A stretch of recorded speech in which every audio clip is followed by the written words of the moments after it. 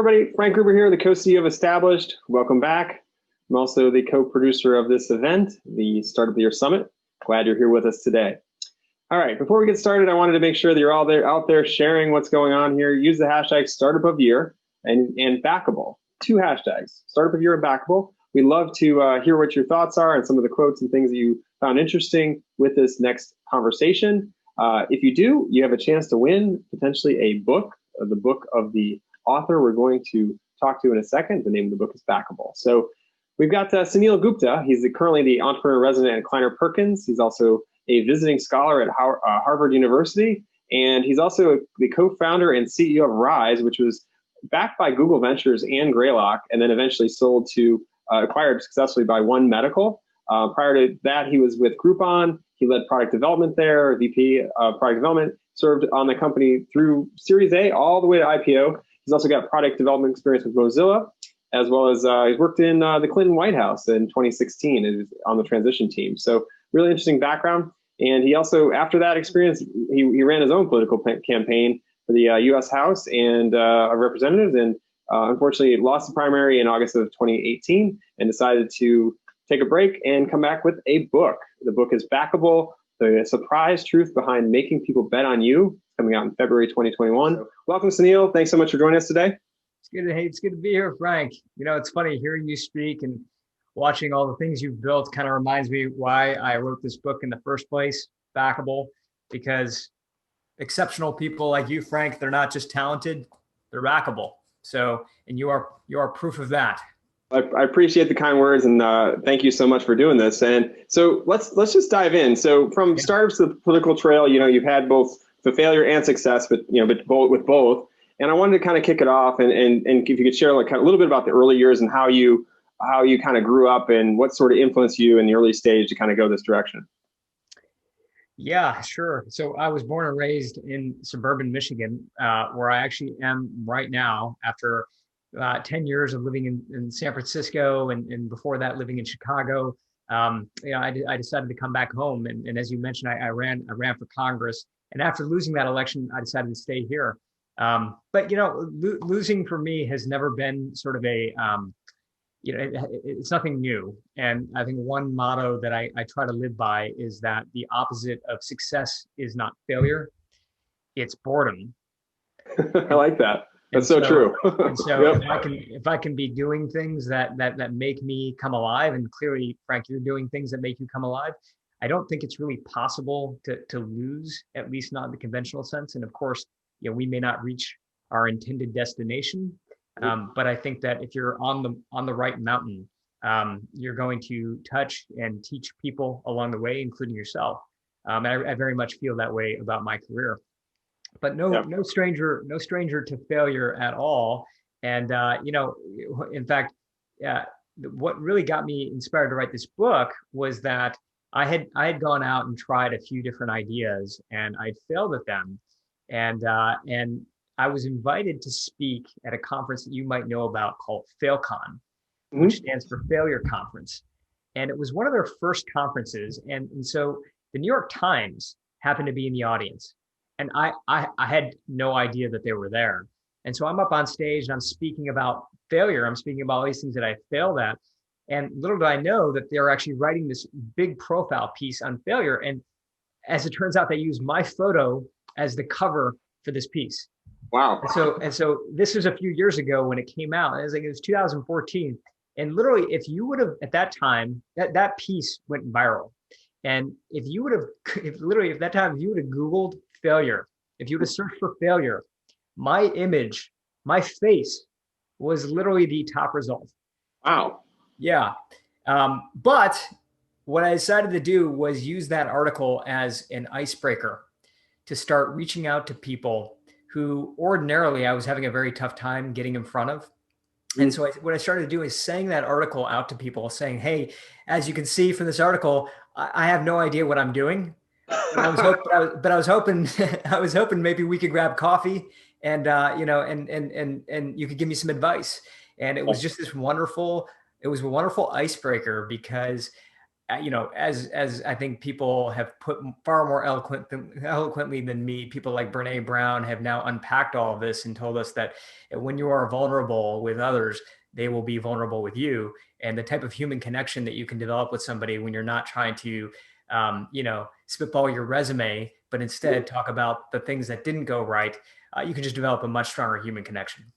Yeah, no, I love that. Wow, you really owned it, and I think it obviously works. That's a great advice for anybody that's it is out there. I mean, I think that there's just been such a negative connotation with failure, but you do something long enough, you're eventually going to be successful, right? I mean, that's the thing. You're going to learn, iterate, and that's the whole startup journey, right? So, all right, let's dive into getting into some of your background. So you and we'll speed through. We're not going to go every year here, but you got into tech, right? And you did some things with like I mentioned in the intro here, Mozilla and Groupon.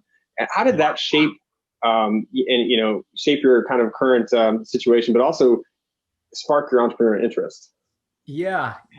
So, I got interested in going into tech through a very abnormal route. I was actually in law school at Northwestern University, and I was about to accept a job at a law firm in Manhattan. And I met my girlfriend, who now my wife at the time, and she was from New York, and the plan was to go to New York and take this job.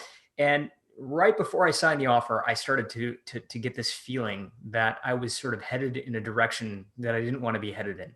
And it was a really sort of confusing moment for me, because I got to be honest with you, the money was fantastic. The signing bonus was more than I had been making before I went to law school in a given year. But I just felt like it wasn't the right fit, and so I decided to not do that, and instead I started taking trips out to Silicon Valley and just starting to meet with companies out there. I was cold calling. I didn't know people, but I started cold calling folks, and eventually landed a couple of interviews. And one of the companies that really interested me was Mozilla. And part of the reason for that was because I really saw it as this hybrid of activism and tech. Right. You had people who I think really in a lot of ways appealed to the political side of me, the policy progressive side of me. But at the same time, they were activists through their lines of code. And I really wanted to learn from them. So I ended up taking a legal job, or a job that would require legal work there. I took the California bar and took that job there. But I just found myself attracted to the other side of the building, where they were designing stuff, where they were making stuff. And I was just this annoying, quote unquote business guy who was kind of looking over people's shoulders saying, hey, well, what's that do? And what's that do? And eventually I think they kind of just got tired of that and said, why don't you take a piece of work and go work on that? And so I did. And what that piece of work was, which I didn't know at the time, was a product feature. And I just did the work of getting this thing, to a point of getting shipped. It was a product called Personas, which allowed you to change the look and feel of your Firefox browser. Pretty basic feature. Remember that? Yeah. Yeah. It was a fun product. We got some cool partnerships out of it. And ultimately that ended up being, just shipping something, just getting something done and shipped. All of a sudden people were like, all right, here's another one. And so that was my transition from being a lawyer to being a product manager. And once I got the taste of being a product manager, being, somebody who could collaborate with people who are far smarter and more creative than me, but being part of their world, I thought to myself, look, this is it for me, man. I have to do more of this. That led to the Groupon role, and that really led to my sort of path down the entrepreneurial journey. Interesting. Yeah, I mean, it goes back to really good communication skills and be able to bring people together from all sides. Because I did this in the role of product where you're talking to developers, right? And you're talking to the folks that you're talking to your customers, and you're trying to figure out, how do I get all these people on the same page, in the same time zone and everything. And I'm assuming with Mozilla there was probably multiple time zones too, and in real life. And so, it's definitely probably your skills from your legal side, kind of kicked in, and like, wow, I can communicate to all these people. So that's really interesting. What's funny, man, is you might be the first person that's ever sort of brought that up, but it's very true. In law school, I still remember one of the first papers that I ever submitted. I think I got like a C- or something on it. And I went to the professor and I'm like, what happened? And what she pointed out to me was that I had done a fine job arguing my own point of view. Mhm. But what I had not done is I had not put myself in the opposing counsel's shoes and argued their point of view. Right. And what an effective lawyer will do is they will argue their own point of view. Then they will take they'll put the other person's hat on and they'll argue their point of view. And then they'll talk about how their point of view is better. They'll compare and contrast. But unless you can put yourself in the opposing counsel's view, you're never going to be an effective lawyer. And that was a lesson I had to learn in law school. And then when I went to the product world, what you're saying is absolutely right. I mean, what you are doing is you are putting yourself in the shoes of people who may have different interests than you. That you know, in this case, we're not opposing each other, but it's very important to have that level of empathy of like, look, if I'm sitting in this person's shoes, if this is where I am, I'm in the Midwest, I'm buying a product, this is what I'm going through. What am I thinking at this moment? And so those skills did come in handy. Yeah, I'm definitely know, and I've been in that seat too, so I know that there's a lot of different players there trying to get their, and sometimes it's over the funniest thing. It's literally over like the way a button shaped, or the way because you got the user interface folks, and you got the developers who want it this way, and there's everyone's a designer all of a sudden. So Everybody, that's right. Yeah, exactly. So interesting, really interesting analogy. I mean, to tie it all together. So let's talk about your startups now. Let's talk about Rise and what was that, and how did that get going, and maybe share that story a little bit. Yeah. So at that point in time when I started Rise, I'd spent a few years at Mozilla. I had spent a few years at Groupon. Groupon had gone public. And what I realized is that I was starting to get pretty decent at understanding the consumer experience. I was starting to get pretty good at, how to design a consumer experience, how to optimize a consumer experience. I was starting to understand funnels pretty well. What I really wanted to do is I wanted to understand how to take, this skill set and apply it to a space that I cared a lot about. And for me, that was healthcare. I got really interested in healthcare early age. My father was a diabetic. He had his first triple bypass surgery when he was in his early 40s. Wow. So way too young for something like that to happen. And I still remember when we left the hospital, we were given a sheet of paper, and this sheet of paper was basically what they call lifestyle modification. Mm-hmm. How to exercise and how to eat. And it was very clear that everybody got this same sheet of paper, right? It wasn't customized at all. So if you looked at it from our point of view, it was like, eat broccoli, eat Brussels sprouts.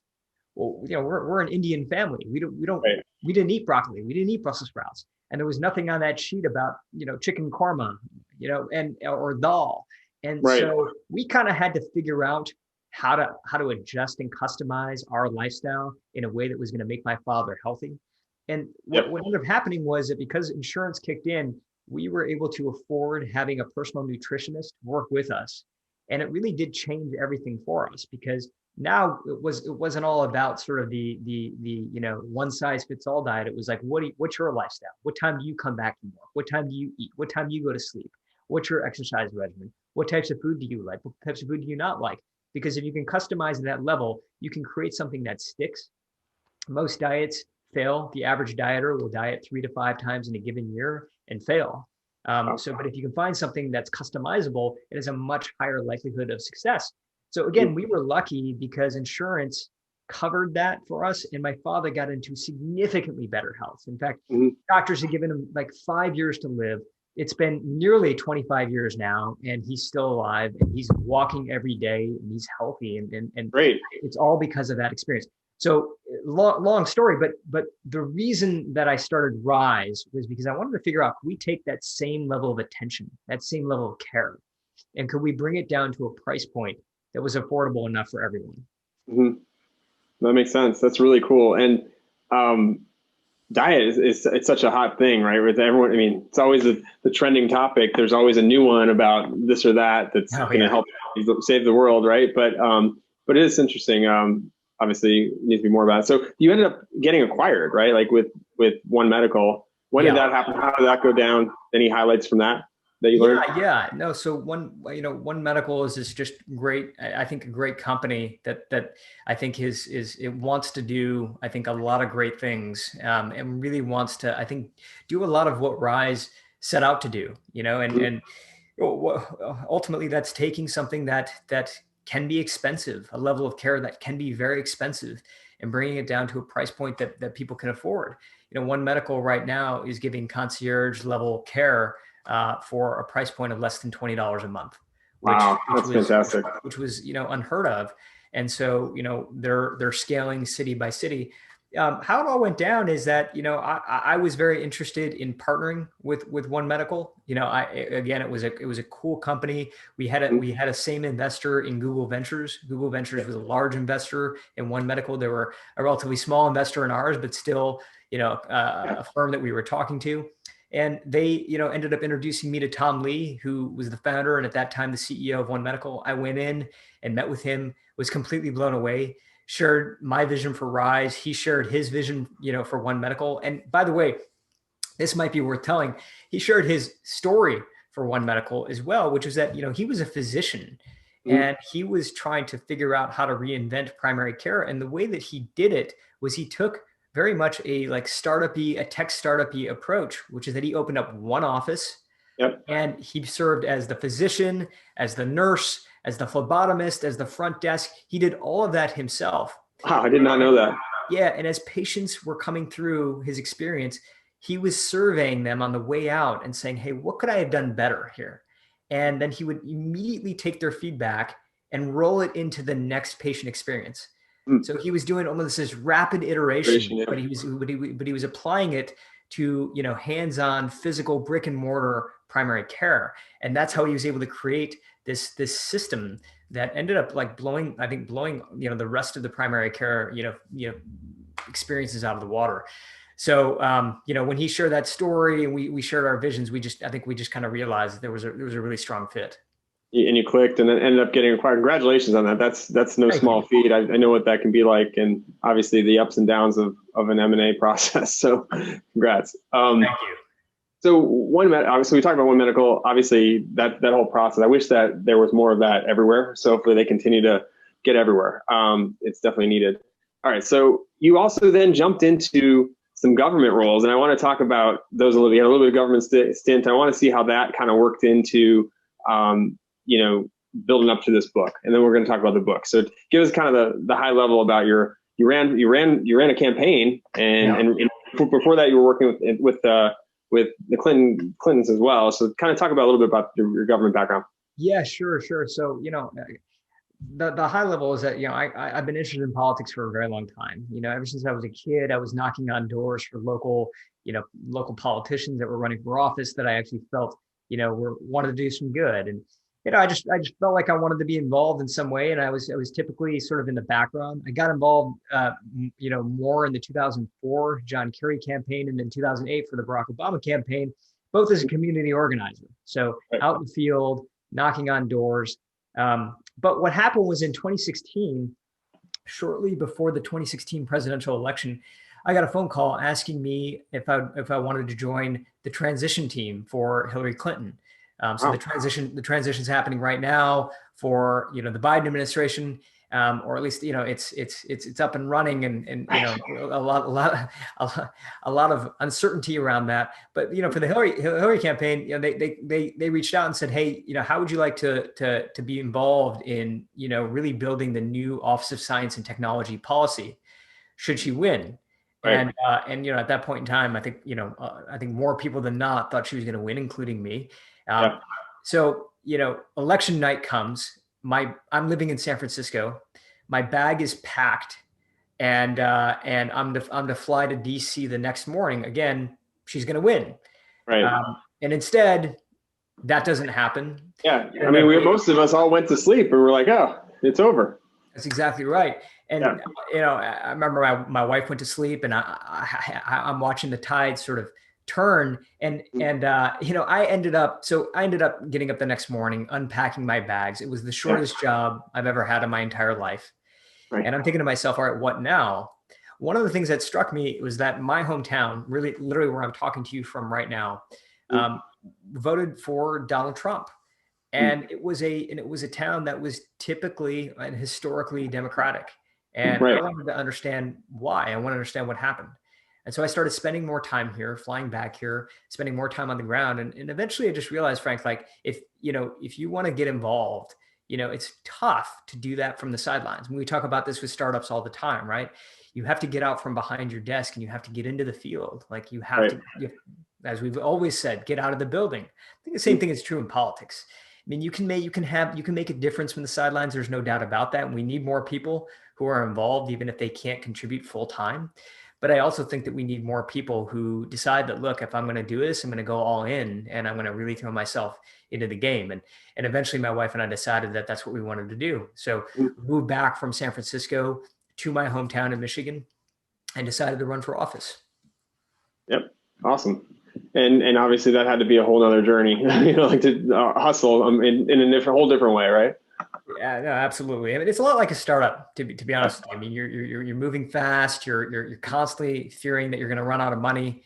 You just a lot of the same things apply. I mean, running a startup is good training for running for public office. Okay, good to know. For anyone listening that has ambition, Frank, when you run your campaign, you'll have a lot to build on. I'm running for mayor. I think that's all I'm going to do someday, right?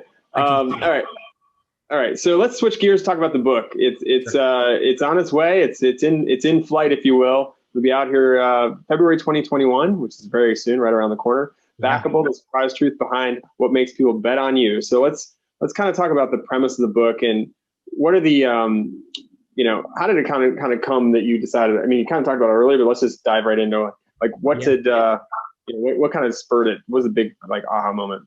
Yeah, well, I mean, for me, it was personal. I mean, I am not a naturally backable person, but some people are. I am not. I am an introvert by nature. I have a tough time speaking up inside a room. I look sometimes comically young for my age. So I'm not a naturally backable person, but I was seeing people who were, and I wanted to understand what was it about them? Like, what was this it quality that they seemed to have? And could it be learned? For backable people, when they go into these moments, they go into interviews, they go into presentations, they go into sales pitches, investor meetings. They tend to shine. They're these, we want to take a chance on them.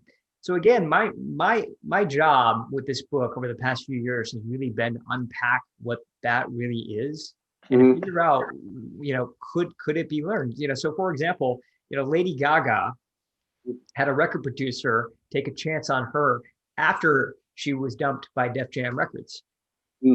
Jeff Bezos, classic story, you had investors in San Francisco, a couple in particular, that decided to take a chance on him, even though he didn't really have a track record as an entrepreneur at that point. He didn't have any experience with book sales or the book business, but they decided to take a chance on Amazon anyway. So what was it about? Now he owns us. He pretty much owns us. And now he does. And so what was it about these people? But really, to answer your question, I mean, the big thing for me was, hey, like this idea of being backable, it's not just for celebrities. It's not just for CEOs. It's for the factory worker who needs a promotion in order to pay the bills. It's for the mother of three who wants to re-enter the workforce. Today, it's the airline employee who's just been furloughed. It's certainly for the first-time entrepreneur.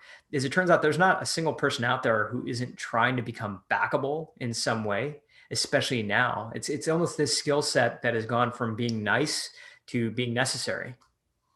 That's a really great way to put it. Yeah. And let's just dive into some of those, some of those steps that are, how do you become more backable? I think there are 7 of them in the book. So I'm going to start with the first and kind of work through them here with some questions. So the first one was, convincing yourself that you should be backable, right? Yeah. So how can you do that? What are some simple ways to kind of turn it on and build your confidence, I guess you could say?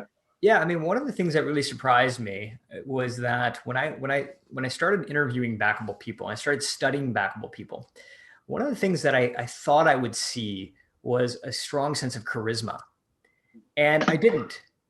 And I was surprised, and especially when I started to rewind the clock and look at the way that people were when they first became backable. I was not seeing this sense of charisma that we might think we see. So for example, like go back and watch the 2007 launch of the iPhone. which is now taken like this almost messianic sort of view of, what happened, because that speech changed the world, and it did change the world. But if you go back and watch the speech, you might be surprised that to watch how Jobs actually unveils it, it's actually not a highly charismatic presentation. He says the word over 80 times in the speech. And it's kind of almost this rambling sort of talk about what he believes, but he delivers it with a high sense of conviction. And that's kind of the point, which is that the most backable people we know aren't necessarily charismatic, but they have conviction for what they want to say. And that's because they take the time to convince themselves before they go out and try to convince others. And the reason this matters, and this matters for entrepreneurs, it matters really for anybody, is that I think that there is a tendency, there certainly was for me, and I think there is for most people, that when we get really excited about an idea, we want to go out and we want to share it with somebody immediately, right? But the problem is that if we don't get the reaction that we're looking for, it can crush us. Right. Because new ideas are fragile, and so are the people who are sharing them. So it's like, what I have found that backable people tend to do is they tend to keep their new ideas to themselves and really start to kind of bake those ideas at least a bit so that they can start to develop conviction. They can start to convince themselves first. That way, when they go out and start sharing an idea with people, it's not like an egg where if you squeeze an egg just a little bit, it can crack and the yolk spills out. At least in their case, it's a little more of a hard-boiled egg. So somebody can squeeze it and it might crack a little bit, but there's something underneath. It's been boiled, it's been baked. And so that's the point. And in the book, I call this just scheduling some incubation time, spending some time with the idea yourself before you go out and try to convince other people of it. Right. No, that's definitely interesting, because a lot of times people, the first thing they do when they're excited with their ideas, they go share it and then they're like, whoa, didn't expect any kind of feedback. I thought that was the best idea ever. Come on, Exactly. Yeah. And it's and the person you're sharing it with may not even be trying to be negative, but they're simply not as excited about it as you are. Right? I mean, this has like been a huge source of like tension with my wife and I, because and it's funny, we laugh about it because I'm like, I when I have a new idea, I'm like, hey, you've got to hear this, and she's like, okay, that's interesting. I mean, she's supportive, but I'm like, why aren't you so excited about this? This is the best idea ever. And of course, she's not. There. Right? Yeah, exactly. So now I've learned, even with my wife, to just give it a day, put it down on paper, start to understand what it is that's exciting you about the idea. Give it a little bit of time, let it be a little less fragile, and then go out and share it with people. Okay, that's great advice. And we're going to kind of move through the rest here, because I know we're getting tighter on time, but I could talk to you for hours, I think, about this. So what does it mean to kind of you got this second step, which is, casting a central character. What does that mean in kind of this whole idea of being backable? Yeah, I mean, the gist of it is that storytelling is so important, right? And we continue to hear this over and over again. Knowing how to be a good storyteller is very important to being a great entrepreneur. That's for your customers, as your investors, team. But being a great storyteller, in this context, doesn't mean standing up in front of a room and saying once upon a time there was what it means is really being able to marry story with substance. A great storyteller is able to do both story and substance. And I think those two things really meet in the form of a central character. Who is the person that you're trying to serve? What do they need? And being able to walk your audience through their story, through their eyes, is critically important. And what was interesting for me is being able to see how that changed investors' points of view. When people went in and pitched with the numbers, they weren't able to convince investors. But when they told a compelling story about who their customer was, I see it all the time. All the time. Yep. The classic one is Dollar Shave Club. I talked to one of Dollar Shave Club's early investors, Kirsten Green, who runs Forerunner Ventures.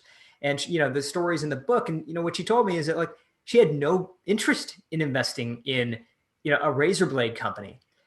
She looked at the numbers, she looked at the data, and she was like, this isn't for me. But when she met Michael Dubin, he put her in the shoes of his central character. He's like, look, there's probably a guy who goes to a Walgreens. He searches for the aisle. And when he finally gets to the aisle, he's got to push one of those security buttons. And when he pushes the security button, an annoyed worker has to come in and unlock the case. And behind the case isn't just razor blades, but laxatives and condoms. It's like this embarrassing, sort of intrusive process. And then he watches as he makes his selection, he pulls it out of the cabinet, and then he goes and pays for it. He's like, it doesn't match what this customer is used to right now with sophisticated e-commerce experiences. It's night and day. And so when he was able to walk her through this storyboard of what the central character was really experiencing, that's when she was like, yeah, you know what? I get this. And that's how he ended up nailing his first, few investors. That's great. That's a great story and great way to put it with this whole central character. So let's move on to the earned secret. What is an earned secret? How do you find that? And what's the meaning behind it? Yeah. Well, one thing that's unsurprising is that, people, who come up with the best ideas are going beyond Google. They're not looking up information from behind their desk, but they're really putting themselves out in the field. And I think that ends up creating the insights by which we create great companies and great ideas. But what was interesting is that they also create great pitches, because when you can go out there and find something that most people don't know, an insight that someone doesn't know, especially the person across the table from you that's listening to your idea, like we all think the world operates in this way, but did you know this is also true? Something surprising. That is a great way of hooking an investor on the other side of the table. I spent time with Brian Grazer, producer who, he's had over 87, Oscar nominations, over 137 Emmys. And I'm like, hey, Brian, what do you like? If you had to pick one thing that you look for from people who are pitching you on an idea, what is that? What is that one thing? And he said, I want them to be based on something that is not Googleable. I should not be able to Google what you are saying and get that information. It should be yours and yours uniquely. And later on, I heard Ben Horowitz say something very similar, but he used a different phrase. He said, I think the best ideas come from an earned secret. When you have gone out into the world and you've been able to find something that other people don't know. So the advice is, look, I mean, if your idea is based on stuff that could easily be searched and found online, then try to take it one step further. Go out into the field, talk to an expert, go research something at a level that most people wouldn't take it to. And, in the book, we give a few stories on how that's done. No, that's really interesting. And I think we got about time for one more kind of quick one. So how do you build like a backable circle? I think that was something that I thought was interesting in building this kind of group around your army, I guess you could say. So let's talk about that real quick. Yeah, sure. Well, I got interested in this idea from a couple different levels. I took a trip to Bhutan after I lost my election. And, I was out there, I was hiking and camping. And I've always been fascinated by Bhutan because Bhutan is the only country in the world that measures itself not on GDP, but based on what they call gross national happiness. Happiness, that's right. Yeah. Awesome. So GNH. And while I was there, I had an opportunity to spend some time with the team that is in charge of really collecting all of this data and is in charge of sort of rolling out gross national happiness. It's been in place now for 50 years. And so I asked them a question. I said, look, when you're going village to village and you're talking to citizens in Bhutan and you're asking them questions and collecting your research, is there a single question, one question you can ask that will give you a high indicator as to whether someone is happy? And they said, yeah, there actually is. And the question is, if you were in trouble right now, who could you call on for support and know that with 100% certainty, they will be there for you? And what they found is that not only is people having an answer important, they also found that the happiest people tend to have a circle of those people around them. They feel surrounded by people who they could call and know with 100% certainty people will be there for them. And what's interesting about this for me from the perspective of Backable is that Backable people tend to have that same approach with their career. They surround themselves with a circle of people, not just one. They don't sort of, I very few Backable people that I met have one mentor. Instead, they're surrounded with a circle of people. And what's interesting about the circle of people is that these people tend to play different roles. So there are 4 roles in particular, and I'll fly through these because I know we're running short on time. So 4 types of people that backable people tend to have in their circle. The first is your collaborator. I call it, these are the 4 C's, by the way. And the collaborator is what you might expect. This is somebody who is going to expand on your ideas. They're going to help you become better at your pitch.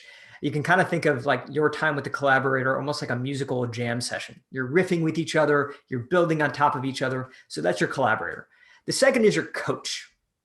And the coach is different from your collaborator because while your collaborator is focused on your idea, maybe your collaborator is focused on your business, your collaborator is focused on your pitch, your coach is trying to figure out if your idea fits you. So collaborator is trying to figure out if the idea fits the market. Your coach is trying to figure out if the idea fits you. Like you, Frank, is this idea actually good for you? Is this an idea based on what I know about you? Is this something that's going to make you come alive? So that's your coach. The third is your cheerleader. And that's exactly what you would expect. Somebody who's going to build your confidence right before you go into the room. You're not looking to this person to improve your idea, but you're just simply looking for this person to tell you like, you're going to do amazing. And here's why, like, you're great. Right. And you need that person. You actually do, especially in the moments right before you go into the room. But the fourth is the most important. And this is what I call your cheddar. And the reason that I call it the cheddar is because in the movie 8 Mile, Eminem is surrounded by a circle. And one of the people in his circle is always the person who's poking holes in his idea. And the name of that character is Cheddar. Right. And so while everybody else is building Eminem up, Cheddar's always saying, hey, I don't know if that's going to work. And here's why. And so that person can be pretty annoying. We all kind of can get annoyed by that person, but they're so critical for making yourself backable because they're the ones who are going to point out the things about you, about your ideas, about your career that no one else is going to point out. And it's better to get ahead of those things before you get yourself in front of a room, before you get yourself in an interview, before you get yourself in a sales pitch, before you meet with an investor. Having those things, having those blind spots be pointed out by someone you trust is so important. So those are the 4 C's.